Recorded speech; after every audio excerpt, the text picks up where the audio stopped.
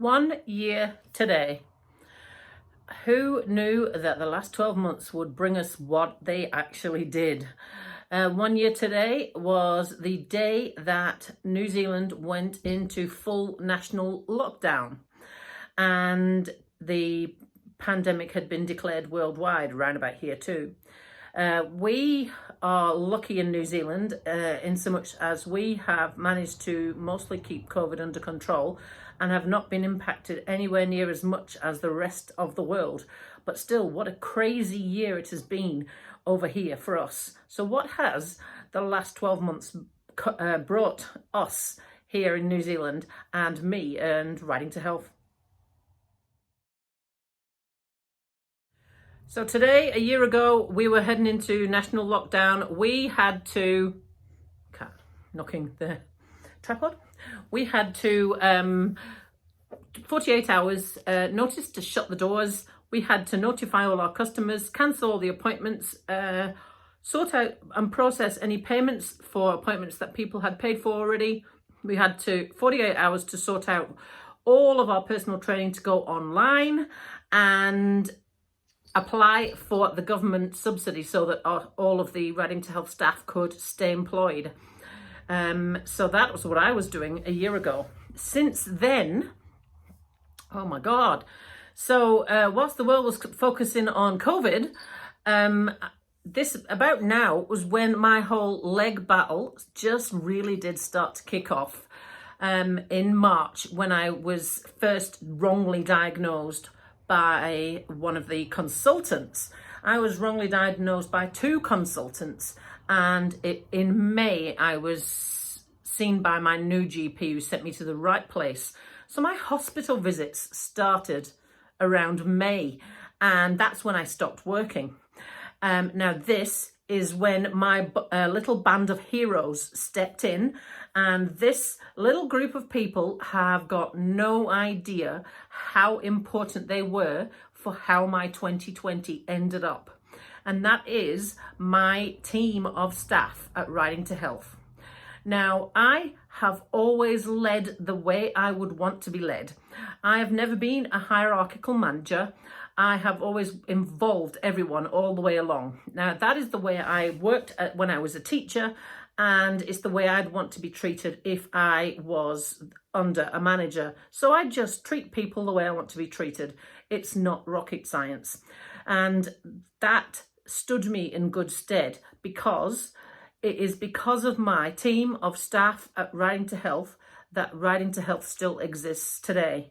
I can categorically say that without them, we wouldn't have a Riding to Health. I would be unemployed and I wouldn't have a business. Why is that? Well, because from May onwards, I was very ill in hospital, battling all of the things I was battling, trying to save the leg, several surgeries to try and save the leg, in and out of the hospital faster than a bungee cord. And I had to all of a sudden hand over everything to the staff to run. Now, this was not prepared, and I didn't have any notice, much like the COVID lockdown. We didn't prepare for it. I didn't have any notice, so it's not like I could teach a whole bundle of people to do the things I needed them to do. I needed to rely on each and every one of them to know what they were doing, to want to carry on what they were doing. And that is the key. They all stepped in and took over and ran the business like an unbelievable bunch of professionals, like they'd been doing it all of their lives. Kimberley was given the job of second in command in a hurry, and we rewrote her contract and signed it in a hurry.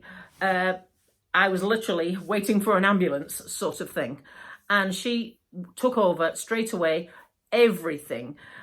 All of the business systems and everything, and the payroll and all of the GST and the whole 9 yards, with very little training.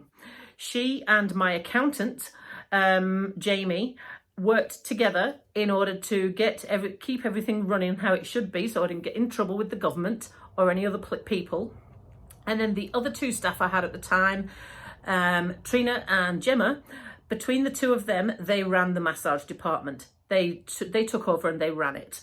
And all of the staff knew that they could ask each other if they had a problem, that they would support each other if they didn't know the answer to a question.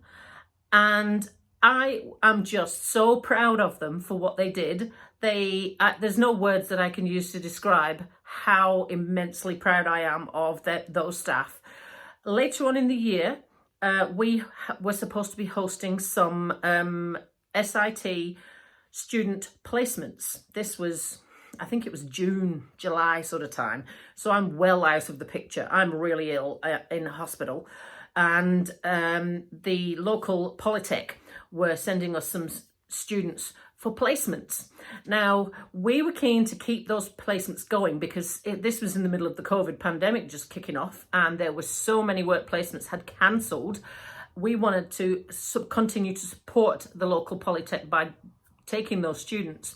And so the girls between them all took charge of that, managed the whole thing, and gave the students feedback and filled in their feedback forms for the Polytech and everything. And it wasn't until 3 or 4 months later that the course leaders down at SIT actually found out that I had been in hospital that whole time and had actually had an amputation. They had no idea that I was not even there that whole time. That is how amazing a job those girls down at Riding to Health did for me whilst I was in hospital. It is because of them and only because of them that Riding to Health still exists and is still trading, and proud to say they did such a great job that our end of year trading figures look very similar to the previous year. Now, considering I wasn't there and COVID had happened and we'd been into a forced national lockdown, which knocked out 75% of our revenue in massage, considering all those factors, we're still on a par for a similar kind of end of year figures as the previous 12 months. So they are just an amazing little bunch of heroes. I repeatedly tell them all the time, and I am just so proud of them. And I thought it was worth just dedicating one whole video just to telling you how great they are, because they really are. I don't look for clever people, qualified people. When I advertise and interview for staff, I look for personality and human spirit. I look for the person. Everything else, all the qualifications I can teach to someone, but I can't teach someone how to be a decent human. And I must have a good judgment of character, because I've just got an amazing little bunch of people. And yeah, so I want to give a big round of applause, and I want you to do the same for my amazing little team. Trina is now in Wellington, Upper Hutt. She has just set herself up in business. So good luck to Trina. Kimberley is still my 2IC, and she is still doing an amazing job. She has got a personal training page of her own, and Gemma is still massage, and Gemma stood up and took a ton more hours on, and took on phones and contacts customers and a whole ton of things that I never even asked her to do. She just does them just because, and they never ask anything in return. They just do it because they love it. So thank you to all of those people, and I want you to give them a big round of applause because they're amazing. Thank you to the Riding to Health team. Special thanks go to Kimberley Mainland for taking over the helm at Riding to Health in the emergency that was arising. Gemma and Trina for running the massage department, taking and managing the SIT students and doing what needed to be done without question. You were all my heroes. So I think you'll agree with me that with all the things that I was actually facing at the time, to not have to worry at all about what was happening at work and whether my business was going down the tubes and whether the taxman was chasing me and the bills were racking up. The fact I didn't have to worry about any of that was a ginormous weight off my mind whilst I was battling all of that. So It just made my whole journey a whole lot easier than it might have been.